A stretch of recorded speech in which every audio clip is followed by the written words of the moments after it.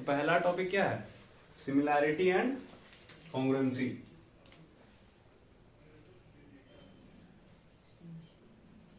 पहले हम लोग पढ़ते हैं सिमिलैरिटी के बारे में। सिमिलैरिटी क्या होता है? सिमिलैरिटी क्या होता है? जब कोई भी दो सब्सटेंस को बोलते हैं सिमिलर है, एक जैसा दिखने वाला, उसको क्या बोलते हैं? सिमिलर। तो वही ये टॉपिक के अंदर आ जाएगा, सिमिलैरिटी। जैसे कि कोई सेम शेप एंड साइज का ऑब्जेक्ट कोई भी जो है उसको हम लोग बोलते हैं सिमिलर। समझे? ठीक है। जैसे कि कोई भी दो इक्विलैटरल ट्रायंगल है ये, ठीक है, अब वो चाहे किसी भी साइज का हो, ठीक है, ये देखो, ये जो है ये कैसा है? सिमिलर है। जैसे ये सर्कल है, ये छोटा सर्कल है, तो ये भी सिमिलर हो गया। ठीक। अब जैसे कोई स्क्वायर भी है, ये छोटा स्क्वायर, ये दोनों सिमिलर है। क्यों? क्योंकि शेप सेम है, सेम शेप का है, तो ये कैसा है? सिमिलर है। ठीक। तो इस तीनों फिगर में, ए फिगर मान लो इसको, ये दोनों बी पेयर हो गया, ये सी पेयर हो गया, तो तीनों सिमिलर है अपना, मतलब ये दोनों ये इससे सिमिलर है, ये इससे, ये समझ आ गया? कोई दिक्कत? तो फिर हम लोग आते हैं तुम्हारा अब कॉन्ग्रुएंसी। ठीक है, सिमिलैरिटी तो हो गया, सिमिलैरिटी खत्म करो, ये तो पता चल गया। अब जो टॉपिक लिखा हुआ है कॉन्ग्रुएंसी, इसके बारे में लोग बात करेंगे। कॉन्ग्रुएंसी क्या है?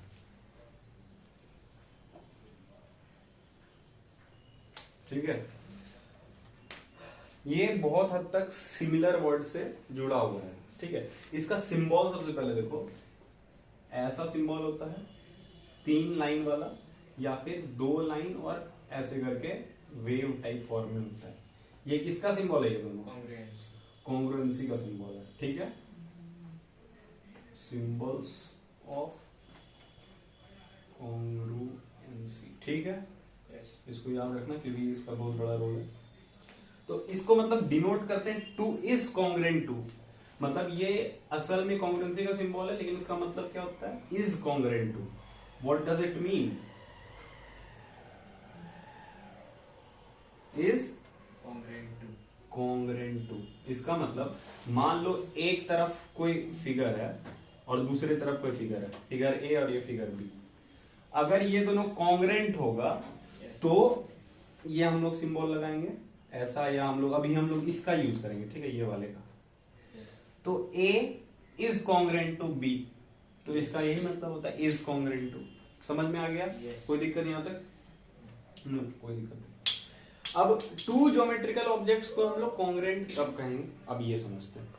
अभी तक तो सिमिलर कब होता था? जब शेप, साइज का शेप जब सेम होता था। अब कॉन्ग्रुएंसी किसको कहेंगे? Same size and same shape.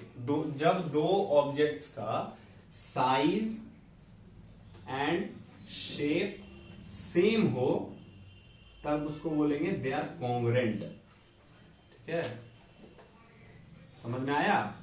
और जब सिर्फ शेप सेम होगा, ओनली शेप इज इक्वल, या सॉरी इक्वल नहीं, सेम, तो ये क्या हो जाएगा? सिमिलर।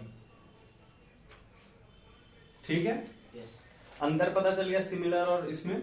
सिमिलर कब होगा? जब सिर्फ शेप सेम होगा। कॉन्ग्रुएंट कब होगा? जब साइज एंड शेप दोनों सेम होगा। कोई दिक्कत यहां तक? नहीं दिक्कत।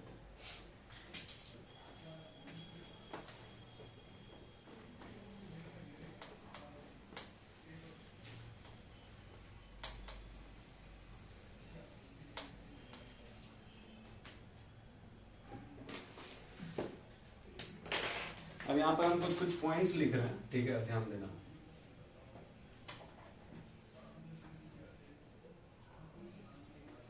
Congruency of two line segments. ठीक है,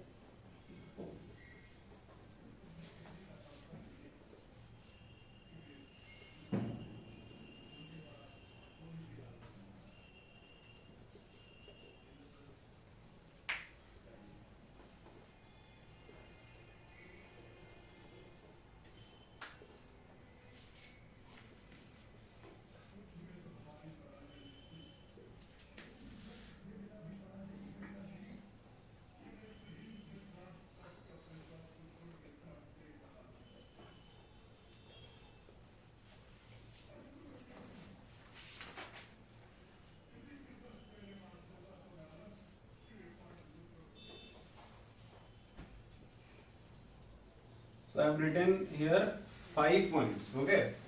Congruency of 2 line segments, congruency of 2 angles, congruency of 2 squares, congruency of 2 circles, and congruency of 2 rectangles. Yes. We will read it one by one.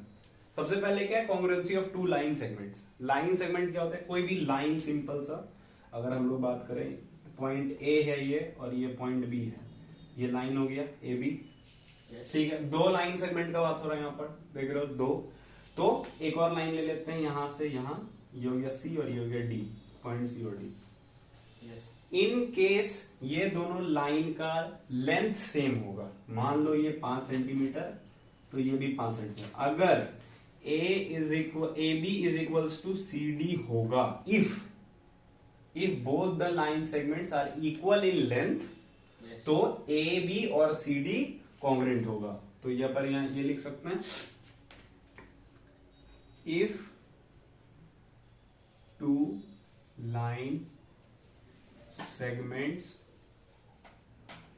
are equal in length, then they will be congruent. कोई दिक्कत? No. Similarly अगर angle में क्या होगा कि अगर कोई 2 angle है, फॉर एग्जांपल ये एंगल A और ये एंगल B, ठीक है, अगर एंगल A और एंगल B का मेजरमेंट सेम होगा, फॉर एग्जांपल ये 30 डिग्री और ये भी 30 डिग्री, अगर ये दोनों 30 डिग्री होगा, मतलब कोई भी हो, तो एंगल A और एंगल B कॉन्ग्रुएंट हो जाएगा. ठीक है, कोई दिक्कत? ठीक. अब स्क्वायर में आते हैं. अगर कोई 2 स्क्वायर है, फॉर एग्जांपल एक स्क्वायर ये, एक स्क्वायर ये, अगर इस दोनों का साइड इक्वल है, ठीक है, ये साइड और ये साइड इक्वल है, तो ये भी और ये भी इक्वल होगा ऑब्वियसली. ठीक है, स्क्वायर का ये प्रॉपर्टी होता है कि सारा साइड्स इसका इक्वल होता है. तो अगर इसका साइड्स इक्वल है, यानी कि मान के चलते हैं ऐसे, square A is equal to square B है, तो square A will be congruent to square B. कोई दिक्कत? समझ में आ गया? फिर आते हैं सर्कल में. 2 सर्कल है, ठीक है, एक सर्कल का रेडियस मान लो x सेंटीमीटर है, दूसरे सर्कल का भी x सेंटीमीटर है, दोनों का रेडियस इक्वल है. ठीक है, radius of 1 is equal to radius of 2. ठीक है, तो दोनों सर्कल क्या कहलाएगा? कॉन्ग्रुएंट एक दूसरे के. कोई दिक्कत? ठीक. फिर आते हैं हम लोग रेक्टेंगल में. अगर 2 रेक्टेंगल हम लोग लेते हैं, ठीक है, इसका लेंथ और इसका लेंथ, अगर ये दोनों का लेंथ और इसका ब्रेथ और इसका ब्रेथ, अगर length of first rectangle is equals to length of second and breadth of first is equals to breadth of second rectangle, तो दोनों रेक्टेंगल को क्या कहा जाएगा? दोनों रेक्टेंगल कॉन्ग्रुएंट है एक दूसरे के. कोई दिक्कत यहां तक? समझ में आ गया? चलो बढ़िया.